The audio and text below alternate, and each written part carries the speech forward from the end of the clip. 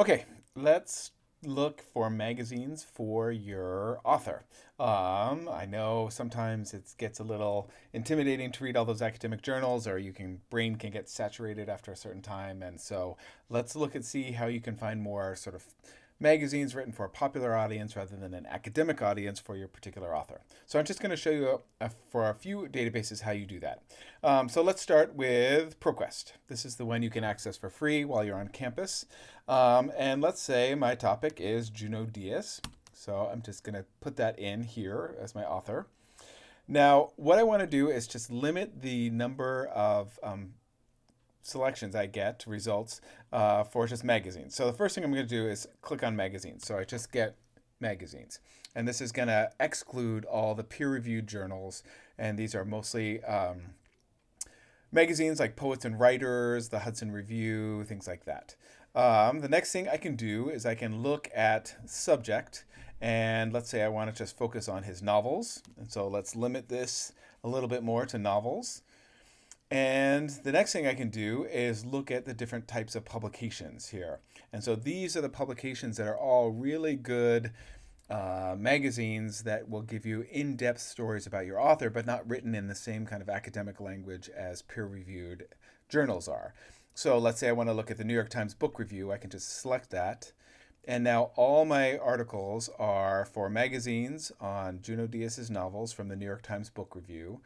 And I can read these depending on which of these looks interesting to me. And you can see they're pretty in-depth, but they're not as in-depth as some of those academic journals.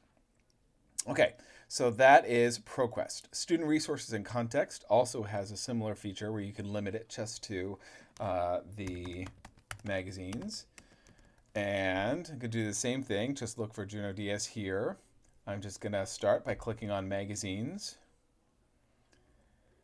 And again, here, I've got the limiters right here. So if I go to subjects, it's going to give me a lot more subjects here. So I can actually look for The Brief Wondrous Life of Oscar Wilde, or This Is How You Lose Her, or some of the other books.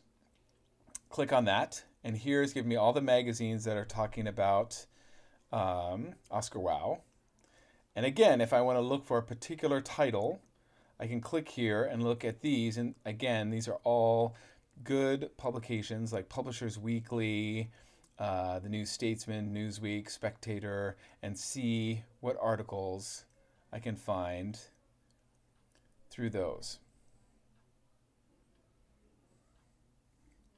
And here's the Publisher Weekly review of it, which can give me some ideas of kind of what to cite. Okay. Lastly, we have EBSCO. And EBSCO, you have to sign in with your Mountain View Public Library card number. I'm just going to select these first two databases here. Do the same thing. And do the same thing. Just click on magazines. I just want to see these 74 magazines. And then again, I can look under subject for just Oscar Wilde. And I can also look under publication and look for the one that has the most sort of reputable publication. In this case, I might not pick Entertainment Weekly, but I might pick Writer Magazine. Let's see what's there. And then look at this. And this is an interview with him, which may give me some good information coming from him about the book. So these are a little bit more accessible titles. They're all available on the databases, and so take a look at them when your brain gets saturated from the academic journals.